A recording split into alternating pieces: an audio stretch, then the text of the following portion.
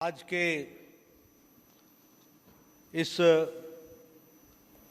नवनिर्वाचित नवगठित भारतीय जनता पार्टी के पश्चिम बंगाल के प्रदेश कार्य समिति की बैठक में उपस्थित हमारे बहुत ही जुझारू और कर्मशील अध्यक्ष सम्माननीय दिलीप घोष जी, हमारे राष्ट्रीय महामंत्री और बंगाल के प्रभारी कैलाश विजयवर्गीय जी, श्री मुकुल राय जी, श्री राहुल सिन्हा जी, श्री अरविंद मेनन जी और यहाँ दिल्ली में मेरे साथ जुड़े हुए हमारे सह संगठन मंत्री, राष्ट्रीय सह संगठन मंत्री श्री प्रकाश जी और भारत सरकार में मंत्री अपने बाबुल सुप्रियो जी और सभी हमारे सांसदगण,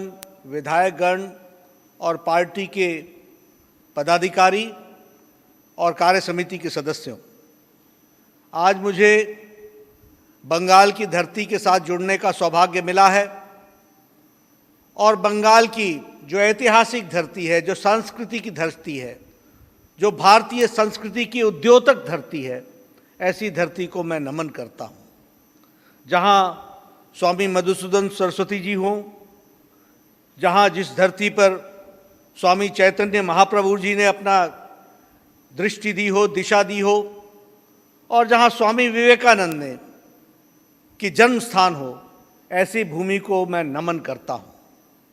अगर मैं क्रांतिकारियों की बात करूँ और स्वतंत्रता सेनानियों की बात करूँ तो मैं नमन करता हूँ सुभाष चंद्र बोस जी को, खुदीराम बोस जी को, हमारे श्री अरबिंदो को, जिन्होंने देश को, दुनिया को भारत की संस्कृति के माध्यम से एक नई दृष्टि दी और इसके साथ साथ आज़ादी के लड़ाई में अपने आप को आहूत कर लिया।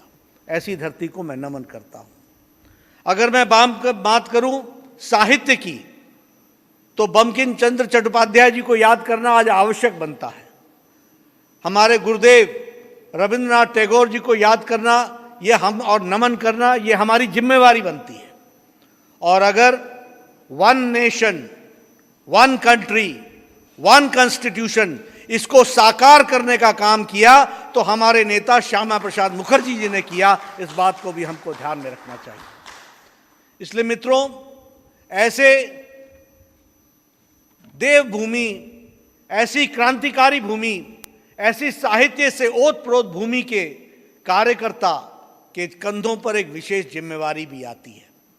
हम सब लोग कोरोना काल में अपने जीवन को एक नया अनुभव करते हुए, जीवन रक्षा करते हुए समाज की सेवा में जुटे हैं। ये बहुत ही वर्ष अपने आप में चैलेंजेस का वर्ष रहा है। यह साल अपने आप में जहां मोदी जी के नेतृत्व में नए कीर्तिमान स्थापित हुए, फिर चाहे वो राम जन्मभूमि का शिलान्यास हो, सदियों से जिस बात के लिए हम सब प्रेरित थे वो वाले विषय हुए हों, फिर चाहे वो धारा 370 का धाराशाही होना हो, 35A का जाना हो, फिर चाहे वो ट्रिपल तलाक का समाप्त होना हो, बहुत से काम हुए हैं। लेकिन यह भी सच है कि जो दुनिया ने नहीं देखा था वैसा कोरोना का संक्रमण भी 2020 में हमको देखने को मिला।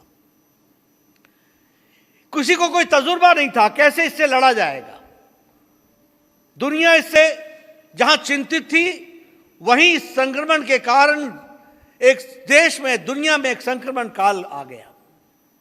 अगर हम पाश्चात्य देश को देखें तो वो फैसला नहीं कर पा रहे थे कि इकोनॉमी को चलाना है या जीवन को बचाना है। शक्तिशाली देश भी स्वास्थ्य के मामले में उनकी स्थिति चरमराती दिखी, असहाय दिखी, यह हम सबको मालूम है। और ऐसे समय में 130 करोड़ का देश भारत, प्रजातंत्र का देश, जिसका नेतृत्व मोदी जी कर रहे थे और कर रहे हैं, उन्होंने नहीं सिर्फ देश को बल्कि दुनिया को भी इससे लड़ने का रास्ता दिखाया है। यह हमारे लिए गौरव की बात है, इसको हमको समझना चाहिए। जब लोग इकोनॉमी और जान के बीच में लड़ रहे थे, तो मोदी जी ने कहा जान है तो जहान है, और इसलिए एक बोल्ड और टाइमली डिसीजन लिया, और वो बोल्ड और टाइमली डिसीजन था लॉकडाउन का। उस लॉकडाउन के समय में बहुत सी चर्चाएं हुई, लेकिन एक हिम्मत का फैसला मोदी जी ने लिया और 130 करोड़ के देश को कोरोना के संक्रमण से बचाने में हम सफल हुए। ये बात हमको ध्यान में रखनी चाहिए, ये हम आपसे शेयर करना चाहते हैं। याद कीजिए, जब कोरोना का संक्रमण हुआ था, और मैं बार बार कहता हूं कि यह टाइमली और बोल्ड डिसीजन इसलिए था क्योंकि मैं पूर्व स्वास्थ्य मंत्री भी भारत सरकार में रहा हूं, मुझे स्वास्थ्य की स्थिति पता थी।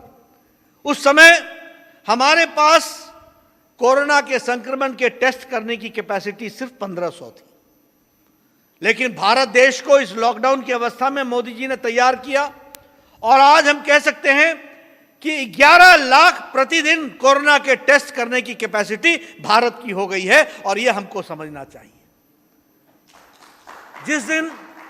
जिस दिन लॉकडाउन लगा था, उस दिन एनआईवी पुणे, एक टेस्टिंग लेबोरेटरी होती थी एनआईवी पुणे की, और जगह जगह से टेस्टिंग के लिए वहां जाया जाता था, वहां सैंपल भेजा जाता था। आज हमारे 1668 सेंटर हैं, टेस्टिंग सेंटर्स 1668, और देश में 12 घंटे और 18 घंटे के अंदर टेस्टिंग हो जाती है, और सफल टेस्टिंग होती है। इस बात को हमको समझना चाहिए। उसी तरीके से एक भी डेडिकेटेड कोविड हॉस्पिटल नहीं था। मैं आपके सामने ये आंकड़े इसलिए रख रहा हूं क्योंकि प्रदेश कार्य समिति के सदस्यों को जानना चाहिए कि किस तरीके से कोविड के साथ प्रधानमंत्री जी ने लड़ाई लड़ी और भारत देश एक होकर के इसमें सफल हुआ। इसको हमको समझना चाहिए। उस समय एक भी डेडिकेटेड हॉस्पिटल नहीं था। आज 1653 डेडिकेटेड हॉस्पिटल हैं और लगभग 12 लाख डेडिकेटेड बेड्स हैं और लगभग 50,000 वेंटिलेटर्स के साथ बेड हैं। यह हमको समझना चाहिए। उस समय भारत में एक भी वेंटिलेटर नहीं बनता था, एक भी वेंटिलेटर नहीं बनता था। आज भारत में 3 लाख वेंटिलेटर्स मैन्युफैक्चर हुए हैं, 3 लाख वेंटिलेटर्स मैन्युफैक्चर हुए। हमारे पास पीपीई किट नहीं था, पर्सनल प्रोटेक्शन इक्विपमेंट का किट नहीं था।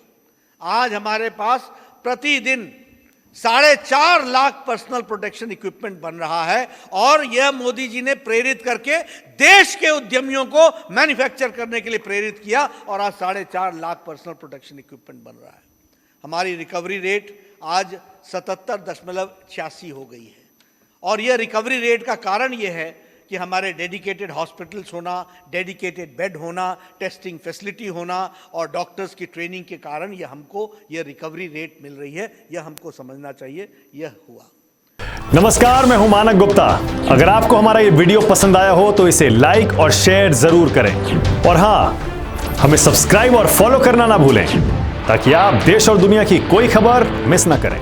तो जुड़े रहिए हमारे साथ और देखते रहिए न्यूज़ 24।